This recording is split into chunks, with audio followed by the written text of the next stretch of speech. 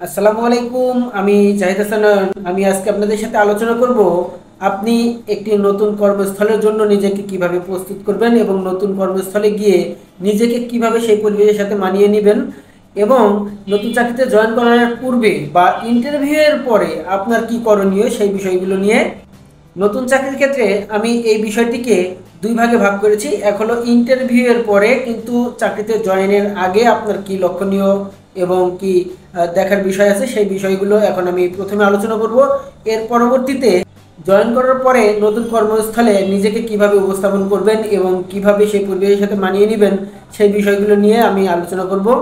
প্রথমে লক্ষণীয় নতুন ফ্যাক্টরি সম্পর্কে জানা, যেমন বেতন 7 কর্মদিবসের মধ্যে দিচ্ছে কিনা, হলিডে বিল, নাইট বিল তার সময় অনুযায়ী দিচ্ছে কিনা, এগুলোর পলিসি কি আছে সেগুলো ভালোভাবে জানতে হবে।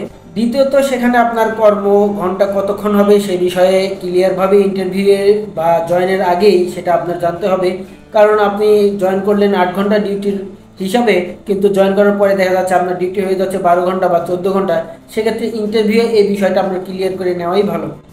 তৃতীয়ত, আপনার নতুন কর্মস্থলে আপনি যার পরিবর্তে জয়েন করছেন, অর্থাৎ আপনার আগে যে ওই পোস্টে চাকরি করেছে সে কী কারণে চাকরি থেকে চলে গেল বা তার কি উদ্দেশ্য ছিল যে এখান থেকে চাকরি চেঞ্জ করে সে কী করতে চাচ্ছে, বা এর চেয়ে বেটার অপরচুনিটি গেছে কিনা, বা এখান থেকে ফ্যাক্টরি থেকে বের করে দেওয়া হয়েছে কিনা, কী কারণে তার চাকরি সুইচ করার প্রয়োজন হইল সেই বিষয়টা আপনার জানা প্রয়োজন, যেন নিজেকে আপনি আপনার মতো করে সেই ভুল থেকে সংশোধন করতে পারেন। নতুন চাকরিতে জয়েন করার পূর্বে অবশ্যই আপনার লক্ষ্য করতে হবে যে চাকরিতে যাচ্ছেন সেটা আপনার সুবিধাজনক কিনা।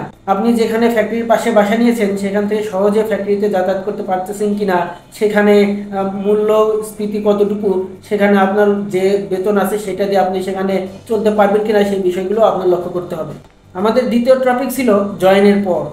এই ক্ষেত্রে আমি আপনাকে প্রথম পরামর্শ দিব, অন্তত প্রথম 5 দিন আপনি ফ্যাক্টরির পুরো এরিয়াটা ঘুরে ঘুরে দেখবেন এবং সেখানে কাজের প্রসিডিউর কী কী আছে, সেখানে কাজ করতে আপনার কী কী বাধা আসতে পারে এবং সেখানে কার ব্যবহার কীরকম আসতেছে এবং আপনি ম্যানেজমেন্ট থেকে কতটুকু সাপোর্ট পাচ্ছেন সেই বিষয়গুলোর জন্য আপনি 5 দিন টাইম নেবেন। এই 5 দিনের মধ্যে সমস্ত ফ্যাক্টরিটা আপনি ঘুরে দেখবেন এবং বুঝবেন, মানুষদের সবার সাথে মেশার চেষ্টা করবেন। এতে বুঝতে পারবেন যে আপনি কোন পরিবেশে কাদের সাথে মিশলে আপনার দীর্ঘদিন সেই ফ্যাক্টরিতে চাকরি করতে পারবেন। সেহেতু আপনার যাদের সাথে সম্পর্ক ভালো হবে আপনি তাদের সাথেই পরবর্তীতে থাকবেন। অর্থাৎ এই 5 দিনের মধ্যে আপনি যতটুকু পারেন সবার সাথে একটা ভালো সম্পর্ক সৃষ্টি করার চেষ্টা করবেন।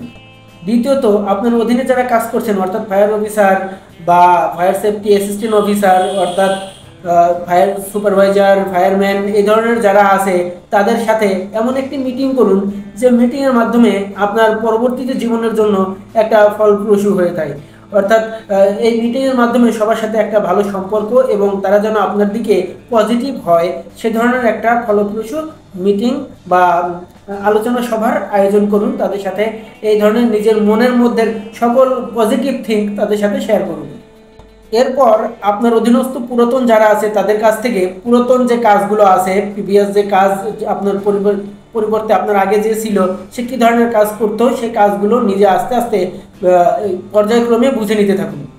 নতুন কর্মস্থলে নতুন কিছু ইমপ্লিমেন্ট করার আগে অবশ্যই ভাবুন সেটা কতটুকু প্রয়োজন, নতুন কিছু এখানে কতটুকু ব্যয়বহুল এবং এই ফ্যাক্টরির জন্য সেটা কষ্টসাধ্য হয়ে যাচ্ছে কিনা, বা সেটা ইমপ্লিমেন্ট করার পরে ফ্যাক্টরি কতটুকু লাভবান হবে এবং আপনার কাজে কতটুকু সহযোগিতা হবে সেই বিষয়গুলো লক্ষ্য করবেন। এবং নতুন ইমপ্লিমেন্ট করার বিষয়টি ফ্যাক্টরি ম্যানেজমেন্ট কিভাবে গ্রহণ করছে সেই বিষয়টি আপনার লক্ষণীয় বিষয় আছে। নিজের কর্মস্থলে নিজের অবস্থান শক্ত করতে 2টি কাজ অবশ্যই করতে হয়, যেমন নিজের ডিপার্টমেন্টের কাজ অনেক সময় ধরে করুন কিন্তু রিপোর্ট দেওয়ার সময় কম সময় নিন। যে কোনো সমস্যা সমাধানের জন্য নিজে সামনে যান এবং নিজে সমাধান করার চেষ্টা করুন। যেহেতু সমস্যা সমাধানের জন্য সুপারভাইজার বা ফায়ার অফিসার এ ধরনের পোস্টগুলো ক্রিয়েট করা হয়েছে, তারপরেও নিজেকে সেই কাজের সাথে সংযুক্ত করুন যেন সেই কাজগুলো করার পাশাপাশি আপনার নিজেকে, নিজের ভিতরের প্রতিভাকে সবার সামনে উপস্থাপন করতে পারেন। দ্বিতীয়ত, সকলের সাথে নমনীয় ব্যবহার করুন যেন সবার সাথে একটা ভালো সম্পর্ক বজায় হয় এবং ঊর্ধ্বতন ম্যানেজমেন্টের সাথে সম্পর্ক বজায় রাখার জন্য তাদের সাথে যোগাযোগ কন্টিনিউ করুন যেন তারা বুঝতে পারে আপনি ওই পোস্টে জন্য যোগ্য এবং ওই পোস্টে থেকে আপনি সবার সাথে একটা ভালো সম্পর্ক করেছেন, একটা ভালো টিম হয়েছে, সেজন্য ঊর্ধ্বতন ম্যানেজমেন্টের সাথেও যোগাযোগ রাখবেন। অবশ্যই মনে রাখবেন, শুধুমাত্র নিজের প্রয়োজনের জন্য না, এই ফ্যাক্টরির ভালোর জন্য চিন্তা করেও অনেকের সাথে যোগাযোগ রাখতে হবে, যেন সেই যোগাযোগের মাধ্যমে ফ্যাক্টরি আপনাকে দ্বারা উপকৃত হয়।